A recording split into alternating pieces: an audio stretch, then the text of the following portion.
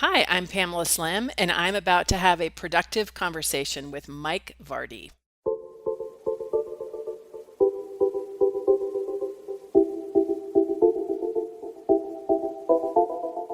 I'm really excited to have Pam Slim join me on the podcast. I can call her Pam because we've known each other for a number of years. It's surprising that we actually haven't had a conversation on one of the many podcasts I've hosted over the years. It's so gratifying to have her on the program today to talk about her latest book, The Widest Net.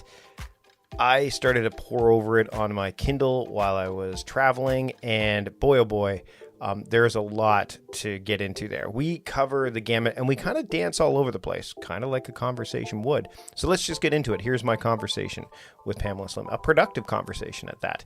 Enjoy. Pamela, thanks for joining me today on the program. I mean, this has been a long time coming. You've never been on any of the podcasts I've hosted to this point. How did that not happen until now? I have no idea. I would like to say you never invited me, but probably, I don't know, somehow It's entirely I possible. need to be here. It's entirely possible that's how it went down. The book that we're going to talk about today, because you've written plenty of books. I mean, we go through the body of work, pun intended, of the books you've done. You've done Escape from Cubicle Nation, body of work. The new book is called The Widest Net: Unlock Untapped Markets and Discover New Customers Right in Front of You. Okay, so I'm looking at the pantheon of Pamela, reading the books. What led you down the path to write this particular book? I always say I'm an author practitioner. Sometimes I wish I were the person who woke up with a cool idea in the shower and went on to sell 12 million books of some cool idea. I do work with my clients who I love so much, who are actual business owners that are working to grow and scale their businesses. And through the testing and trying and slogging and working on things and seeing patterns is really how it is that I come up with the methods for my book. They really are written when I'm following the journey of who it is that I'm working with. So this book, I will say, of the three that I have written, is the one that probably has the deepest roots of my own body of work, as we said, pun intended, because believe it or not, in college, my degree was community development with a focus on non-formal education as a tool of social and economic change. And so it's the thread that's pulled through so much of the work that I've done. And this model in particular, like, I just find with every person that I meet, whether they're trying to start a movement, get people excited about, life change, whether they have a business and they want to grow their audience, it really gives some specific answers and methodology to how you do that, besides going to the internet and yelling, "Hey, I'm here. Does anybody want to buy my stuff?" So how important was it for you to put the framework into play here? Because, I mean, this isn't just a how-to book either. I think that's the other thing, too. So many books that offer a framework, they become more of this how-to. And what I like is that there's also a lot of why in there, like why you did it. We talked a little bit before we started recording about someone whose through line goes throughout the book, Carly. And one of the things that I found really interesting is that the framework is there, but it doesn't it's not right front and center right out of the gate, right? Like you kind of lead into it, which I really enjoyed.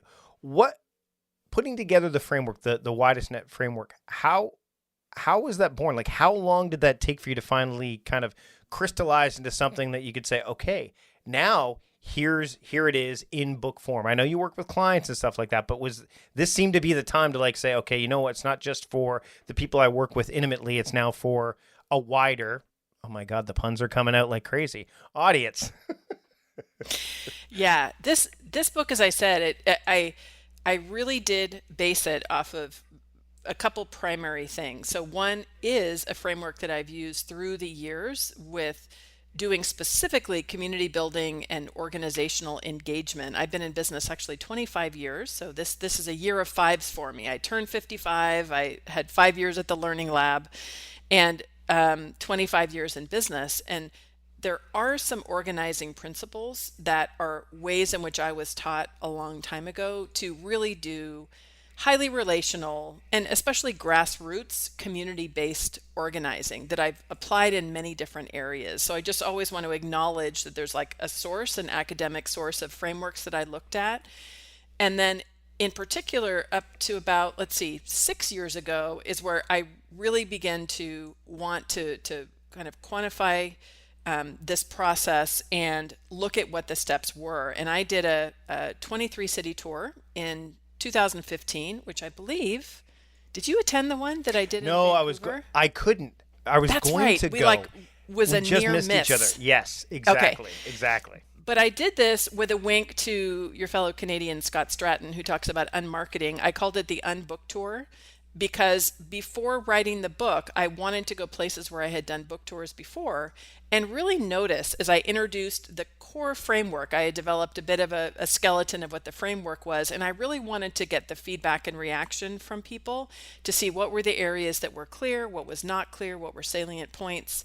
And my idea all throughout that tour was really to model a lot of the principles that I had learned as a community builder. But instead of coming down on high saying, here is my framework, oh people, that I would actually be going to people with their wisdom, getting their feedback before even going through the process. So that was a really important part of the process is getting that feedback, having conversations all around the country. And then we utilized the method very deliberately when opening our small business learning lab here 5 years ago, which we sit right in the middle of Main Street in Mesa, Arizona. And my passion and commitment to this book was to really model everything that we were testing. And there, as anybody who has done this before knows, it's a lot of scratching your head, fuzzy days, having conversations with people where they look at you like you're really strange, bumbling over words. It's so nice to have the pithy method now where I can be talking about the sound bites and referring to the infographic, that has all Yep. the steps. But I'll say, especially with looking at work I did with people like Carly Cunningham, who is, as you said, is a client that I really feature prominently in the book. It was those deep conversations, those moments where we were trying to figure things out. And I was really trying to figure out like what would be the kind of thing that would help her. That became often the parts of the model that once I saw them working and once I saw them working consistently with other clients, that I would add to the list, that started as this vague feeling. And then over time, really over the years, ended up being a very specific method where I saw, okay, I see where the parts fit together. You need to have this piece in place before you do the other piece. And that's where it all started to get more clear while writing it. It's funny. Sometimes things just take the time they take too, right? They do. You can't force that stuff. One of the things that jumped out at me right away as I was reading the book is I've taken the avatar assignment. I've taken the who's your avatar thing to the point where it becomes numbing. You know what I mean? Where everyone recommends it. And then I go through your book and I see that yours is it's not an avatar, it's different. And man, oh man, it felt right. It felt like it was the missing piece. And I mean, again, I was traveling as I was going through reading the book on the Kindle, and I'm like, oh, this makes me want to do this exercise more. This makes me want to dig into it more. And now I don't want to, obviously we don't want to give away every aspect of this, but I think this is key because I think a lot of people have heard of the exercise, like who's your ideal customer, find your avatar. Can you touch on like that piece? I'll let you kind of unveil it that hit home with me, that one piece that I'm like, oh, this is not something people focus on too much when they're doing that exercise or a Yes. variation of it. And I'm so glad because I know most people have been traumatized by an avatar exercise and just stare blankly at a piece of paper.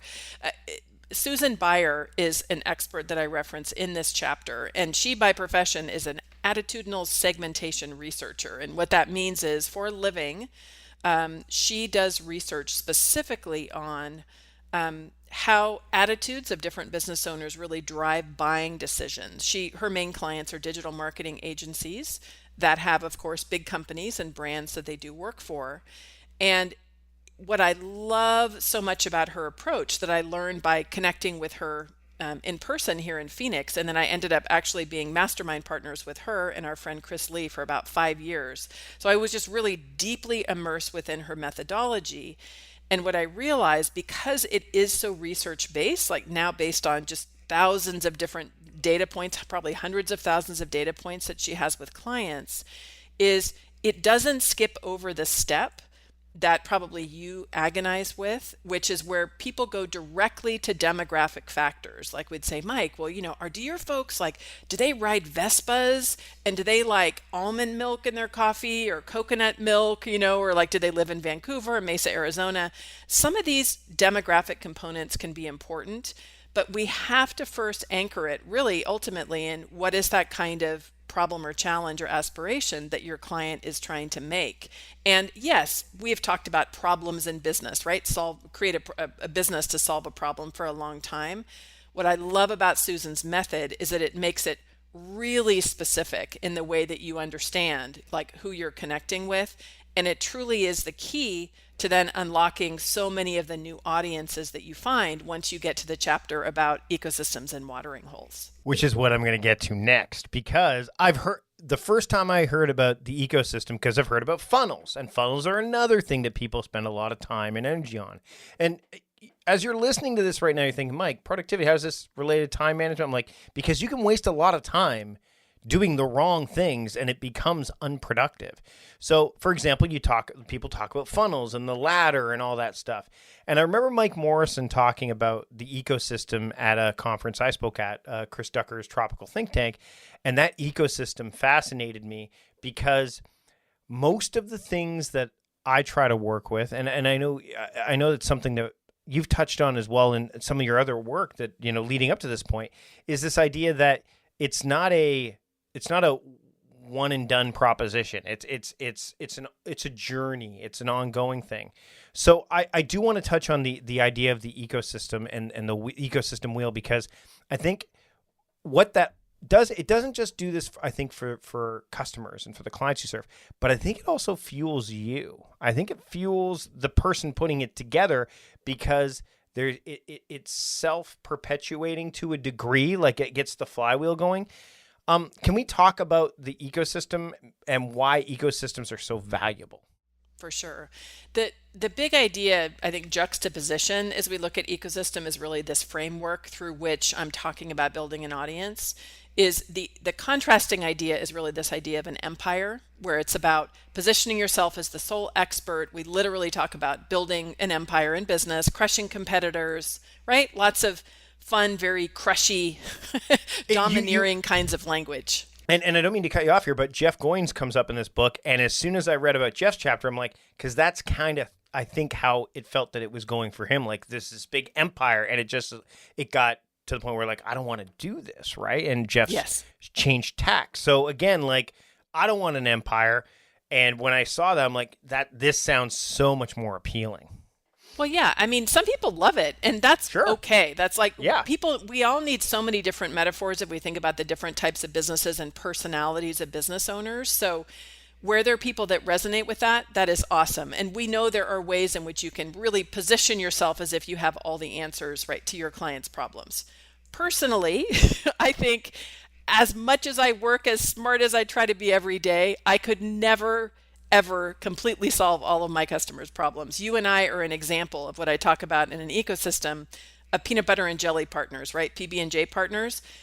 Every single client I work with, when they have the enormous task of either starting, growing, or scaling their business, there are so many moving parts, and they need to develop really productive habits as to how they can be effective and efficient with doing their work.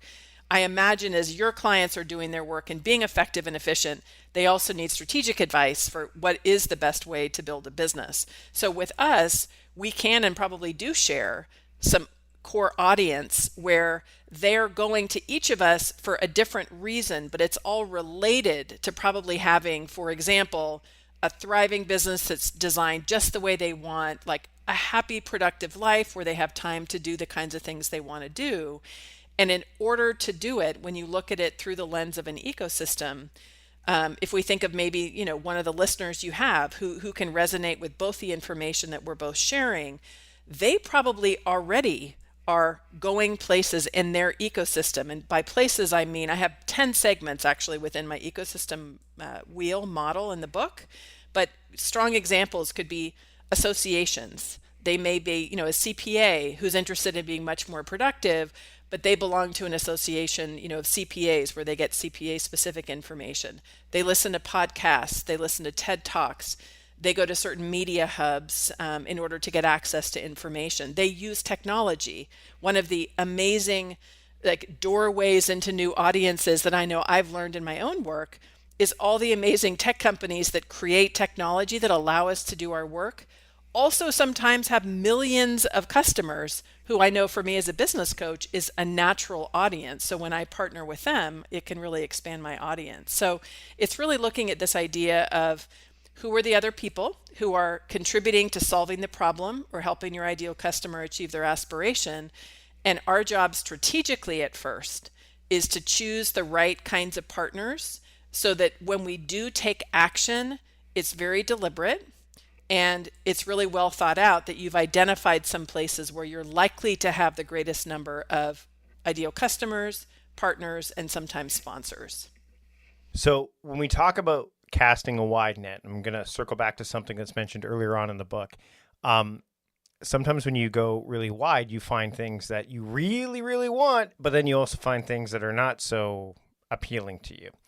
And you mentioned Greg Hartle in the book, who I've never had the pleasure of talking to, but I know we have mutual friends in Srini Rao, who's been on the podcast before. And I've seen Greg's name pop up a few times, but I've never heard of this always or never, which I love. And I really wish that I had that earlier on in my journey, because as somebody who's building a business or trying to, help people, sometimes you go to places that the allure of all of the things that are coming towards you grab onto. Software companies. I used to follow with a bunch of software companies until I figured out, you know what, I'm going to just deal with these ones in particular, or notebook makers. Or I'll give you another great example. I've got a bunch of drink companies sending me stuff like teas and stuff like that for performance stuff. So I'm like, okay, which ones do I land with? And which ones do I just say no to? So how important is it for those boundaries to be set, whether it's the always, never, and then of course, you mentioned about the idea of hypocrisy, which as I read that, I'm like, ooh, I've crossed that line a couple of times. I think we all have, and barely lived to see the day. And that's referring to what Greg calls the hypocrisy line, where you know that you probably have violated some of your core values. You might be like, ugh, I don't really think this person has ethical practices, but just in this tiny area, it's probably okay, if I do a deal with them. Or this, I'm not 100% down with this business somebody has, but it's not breaking any laws. And, and then you can find sometimes when you get into that it becomes physically and emotionally painful to be making decisions that are not based on your values. So there always a never list. I mean, this really is the discernment that in the model and the process. I talk with clients a lot about the accordion principle, which is you go way out, imagining you're pulling out the accordion to see the totality of the market. And sometimes you literally, it's like seeing the universe for the first time, laying on your back, looking at the stars. You can feel very insignificant and overwhelmed. Then as you pull back again in this project process of strategic analysis and then priority, there are all these different filters and lenses that you can use in order to discern actually the work that you're going to be doing. So you might go way out and say, oh my gosh, I never thought about partnering with a tea company before. There are a million of them. And then you can come back and you can say, well, in my always and never list, I know that I always want to do business with people who may, source from healthy organic places, or don't, exploit labor in the production. And so these are ways that you can have some discernment to help you make decisions about who it is that you partner with. And, I find it's a dynamic process. Sometimes you don't know what is really important to you from a values perspective until you either violate it yourself and you feel terrible, or it happens where somebody else does it to you. Right. And just a side note, one of the things that I've done to kind of keep myself from tempting fate is we created some text expander snippets. They've sponsored the podcast before for things that if we won't do it, I don't even have to think about it. It's just like a couple of keystrokes and it elicits that email out there, so that there's not, because the more space you give for that thing, that little seed of doubt, if you don't have that locked in, which is why I like the always or never, that's when it can kind of imbue. Like we've had emails come in where it's been like, hey, can you link to this in this article? And we're like, no. And we have an autoresponder that like says, no, we don't do that. Okay. Well, and then they come back with, okay, well, how about this? And then we have another immediate, like they're already pre-entered. So that way there's no need for us to even like think about it. It's just, how do we refuse it? Oh, we just type in these 2 characters. It auto-populates the email and you're done. Once you have those boundaries, then it's protecting them, like you said, I think is really, really key. And if you can find ways to do it, that's fantastic. Now, you know that I've jumped all over the place when it comes to the framework, but I think the reason that I wanted to do it this way for our conversation is primarily because people will look at things like, oh, well, here's the people I need to talk to. Here's the things I need to do. But they don't start with the very thing that you talk about at the top of the book, which is the missions, the beliefs, the stuff that's hard. The stuff that is going to take more time than you probably are willing to initially give it. And what I love about what you put in the book is that you've distilled it so it makes it not necessarily easier, but a whole lot simpler to do. Why is it so important that you start with that piece before moving into some of the other areas? Yeah, anybody who's especially escaped Cubicle Nation, as I wrote in my first book, I know people can get very understandably cynical with mission statements or even values because maybe they've gone through them in a case that was not really authentic. To me, when you look at it, first, it really is an essential part of not only recognizing how it is that you're going to create a business that you feel good in, which is, your mission and your values that are really guiding how it is that you do business, but it is completely critical and essential to understanding the methodology of the book. And that's part of where I use the example in the mission of Intuit, right? Make software for accounting and tax and so forth. And their mission statement is power prosperity. So you can look at that big mission statement, and just by looking at it, if we had, 5 of us who were sitting around a table and we would say, what are all the things that somebody would need to have in place or know or do in order to power their prosperity?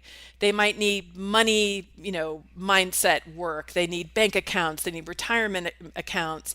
They need a CPA. They might need a bookkeeper. You can immediately see when you're identifying what somebody's mission statement is, what are all the different kinds of things that they need to have in place in order to accomplish that mission. That's the key that ends up moving right into this ecosystem analysis, where you could literally say like, if I share a mission, like, well, Text Expander, here's my unpaid, shout out to them. I love Text Expander so much. I talk about them to all my clients. Like, I love that you mentioned them because it's an example of something that's like so practical and helpful that helps people in many cases to have hard conversations. Like it's productive because you save time, but exactly like you shared in your example, it really helps people to have like hard conversations that, via email to set boundaries. So when you can identify that, and immediately it can give you good information of like, oh, this company would be a great, sponsor. Oh, as a business coach, who am I referring my clients to every day?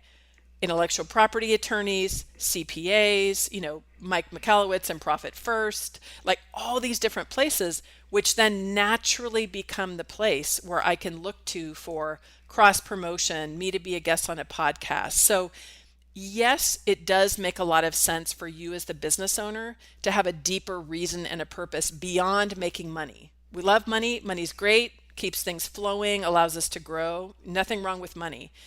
But beyond money, like you have to define what the business is trying to do. And I argue it's impossible for one business to completely solve the problem usually that's in the mission statement. And so therein, it's like the prize inside. Therein lies your clues to find your perfect partners that can create more of a stable flow of leads into your business.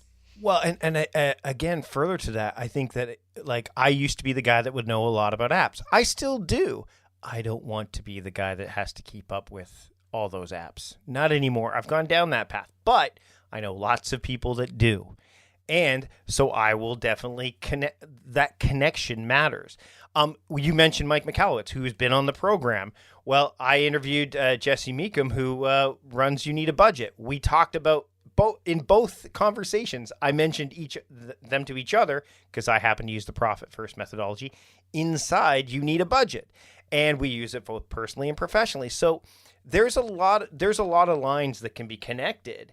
And to your point, when you've sat down and done that work and like really looked inward, and that's why I actually haven't done it yet this year as we record this, but I told my wife this morning when we were having our meeting, I'm like, I need to have my 2-day retreat, my 2-day to 3-day solo retreat where I can get back in touch with that sort of thing. No other stuff, just doing that.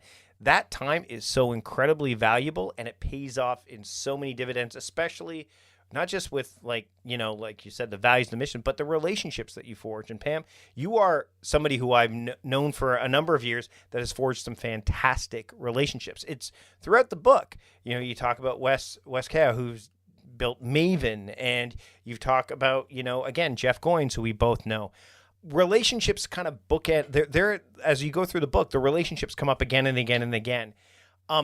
How do you make sure that you give not just choose the right relationships or foster the right, but make sure, and again, this comes back to the productivity piece, give them the attention that they deserve on a consistent basis, because we all have a lot going on, and it's hard sometimes to not only nurture the relationships from a business perspective, but also to be able, when you're like, say, arranging an interview, to say, hey, have you watched Star Wars Visions yet? Hey, what do you think about the latest Ted Lasso episode? Things like that. Because there's the human on the other side of that too, right?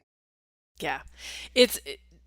I understand so much that people have a different wingspan when it comes to how many relationships they can hold within their business, how many they need to have. There are some clients I have that are more of a B2B, business to business kind of a business, where they don't need to have 1,000 customers that are buying like small, information products. They could have 3 main customers that could sustain them for the next 2 or 3 years and be extremely profitable, right? So there's what is the right size audience for a business and for the business model that you have.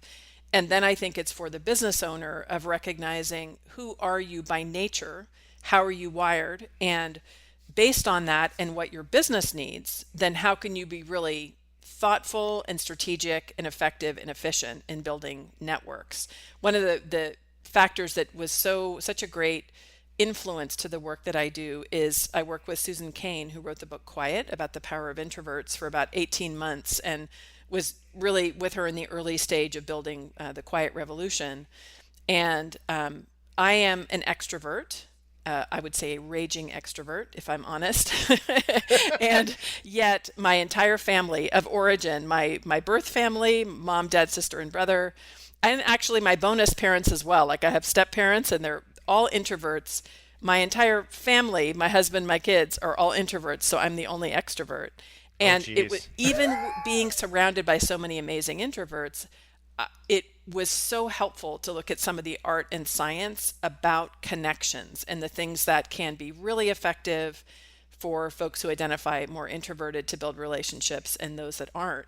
If I'm just giving advice based on me being an extrovert and a natural community builder and someone who loves people and gets very energized by it, I'm going to be missing a whole bunch of people who could apply the methodology of the book. So what I tried to do is to break down, the concepts behind it. And then a lot of the part, which I do feel passionately about, that I think dovetails with your approach to really being deliberate about productivity, is for those relationships where you're identifying that maybe there are key partners that you have. Maybe there are, 3 or 4 key partners that you're really in it, in building your business and also building your body of work. I know for me, Charlie Gilkey, Jonathan Fields, my best friend Desiree Attaway, like, there are a number of people where I'm in pretty close communication, like as I'm going through the year and building my business, because we're really in that craft of building and trying to figure things out together. But it's going to be different than if I'm trying to keep up on text with all of my individual clients and setting the expectation that I have to remember all their birthdays. Like, I'm doomed. It's terrible. Yeah. Do you know, for like 12 years, I forgot my best friend's birthday every single year. It was just when Facebook came to life that I remembered, because it reminded me. But what's interesting is with Facebook, so then I know that I tend to skew one way or the I'm a person of extremes, and I really one of the reasons I do what I do is and build what I build with productivity. So I want to find this reasoned approach, like just like what makes the most sense. So I was like that. I would like, okay, I was forgetting birthdays. Facebook comes along. Now I'm sending everybody birthday wishes. Like I was just going, oh, I get. And then one day I just said, like, this is not sustainable. Like I can't do this consistently. So now what I've done, and then I stopped. I was just doing a few people. Now I actually, in the moment I'll do it if I see a birthday. But I actually have again, text expander shortcut that's for a GIF that's Rob Hubel throwing confetti in the air that says happy birthday. I think you might have even, well, maybe, I don't know if you got this one, but it's just a happy birthday symbol with him throwing confetti in the air. No, left without content. Other than that, no context. It's just like they know it's their birthday, and that's what I send to everyone. It doesn't matter what, and because I just have to type in FBHB, and that's what shows up, and I'm like, there it is, enjoy. And so it's about finding, and you talked about this right off the top, like sometimes things take the time they take to figure out, not just frameworks, but like where a relationship is, where it's going, things like that. And again, as I was going through the book, I'm like, there's some stuff in here. As much as I've read a lot of stuff about like finding your ideal audience, I'm building a network and a relationship kind of community with my own, with time crafting trust. And to your point, there's people there that can teach others better than I can teach others because there's a gap that I'm not a retired person. I'm not a single mom. I don't have that, nor will I ever. So for me to be able to facilitate that, or even just sit back and watch it happen, that in and of itself is such a joy to see take place. Yeah, it really is. And part of, I think, what really has influenced the book, and again, I started working on it before I even had any idea that we would be opening up a small business learning lab in the middle of Main Street. Like that came from doing the early tour. Once we did that, to like physically, viscerally, like visually walk out my front door and see all kinds of neighbors that I have where I recognize, like, I want the bakery across the street to do really well when they're, crowdfunding to open their space. I want Jared down the street in the cafe to be really effective. It is the opportunity that sometimes we miss when we're just working with others online to really see this interconnected well-being, that we have with each other. And I know for a lot of what we're always talking about together when we're walking downtown, and it can be, it's just so fun, like sort of being the business coach on the street. Because the other day, my friend Rob was walking down. He has a framing shop, and we were just walking by. I'm like, hey, how you doing, Rob? And he was like, well, I'm having a little bit of a hard time because like we've gotten orders, which is good, but then we're trying to figure out how to do it. So we just had this whole like brainstorming, conversation on the street. And it just brought home in such a profound way how it feels good when we're connected with each other around this shared mission of really like creating a downtown that people want to visit, where businesses thrive. And I really believe in each of our individual, areas of where we really have expertise and where we want to be contributing. It's always a team sport. Like there's just too much to know and do. And like you said, Mike, at different stages of your life and your body of work, you might be excited to talk about different things more than others. I talked about at Escape from Cubicle Nation, which was my first blog for the first 10 years of my business, which, by the way, tomorrow is the 16-year anniversary of starting Escape from Cubicle Nation. But at first, I was super excited to be talking to people about, how to start a side hustle and should I get an LLC and what's your first website. After about 10 years of doing that, I was like, yeah, I think I'm ready to talk about something else. And there are more people who are now entering the space that can probably do it more effectively and efficiently than I did. Yeah, you know what? And what's interesting is if the bot, like for productivity, because productivity this used to be called the Productivityist Podcast. Now it's called A Productive Conversation with Mike Vardy, because productivity isn't just what I'm about. There's so many other things to explore. Being a night owl, I just had conversations about maybe doing some kids' time management stuff because the framework that I teach could work there. And that kind of stuff excites the hell out of me. Like that's the stuff that's and what happens is all of that led to this point. That's one thing about time. It's like the journey, right? So it's just leading to that point. And to have something like the Widest Net to kind of look at and go, okay, this feels right, because it's very hard to find some kind of framework or method or even philosophy that kind of says, how do I serve others and find people that want my stuff without feeling gross or without feeling like I'm compromising who I am and what I want to be.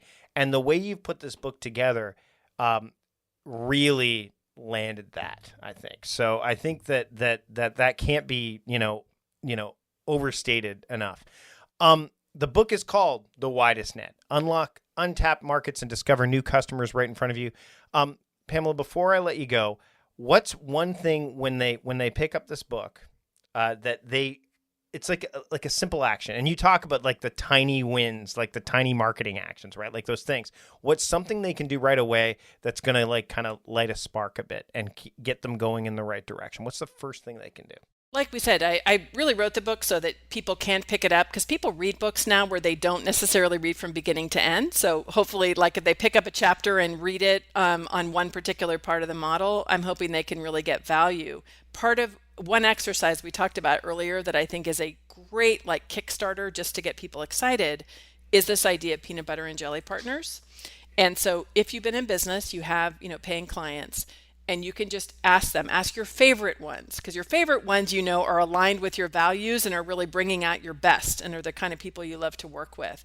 But if you are, for example, a service provider, you're a coach, consultant, accountant, lawyer, for example, you can ask them, besides me and the work we do together around the work that you're helping them with, who is another favorite like service provider that you work with? So I know I ask often, like, do you have a favorite attorney, business attorney? Do you have a favorite, CPA?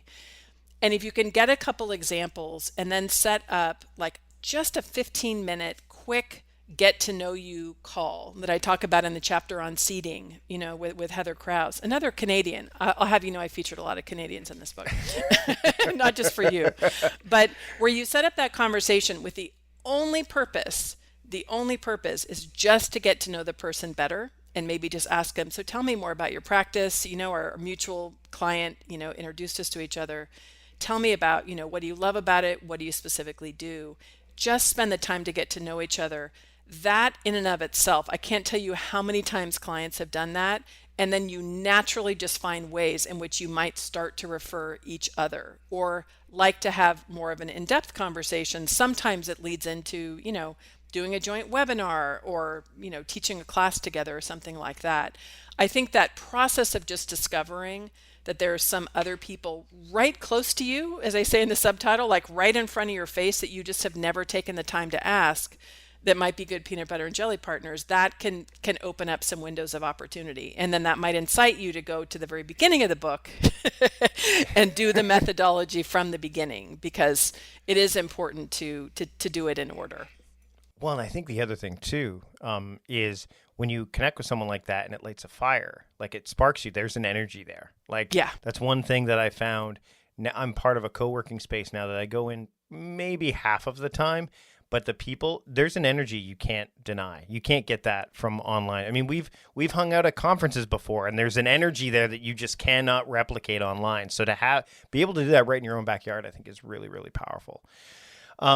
Pamela, thanks so much for taking the time to have a productive conversation with me. Where can people learn more about you and your work and pick up the book? You can go to pamelaslim.com. Right there on the homepage, I have information about the book for those who are listening to this before the book comes out. There's pre-order information with all kinds of extra goodies you can get. But yeah, you can buy the book wherever books are sold. So in-person bookstores as well as online book retailers. This has been great, and it's been a long time coming. I'm glad we finally had the chance to do this. Thanks for taking the time today. Me too. Thanks for having me. Big thanks to Pam for joining me on the program. You can get all of the links that you need in the show notes, either on the podcast app that you are using right now, be it Spotify, Overcast, Apple Podcasts, whatever, or you can go to the show notes on our website, productivityist.com/podcast393. too.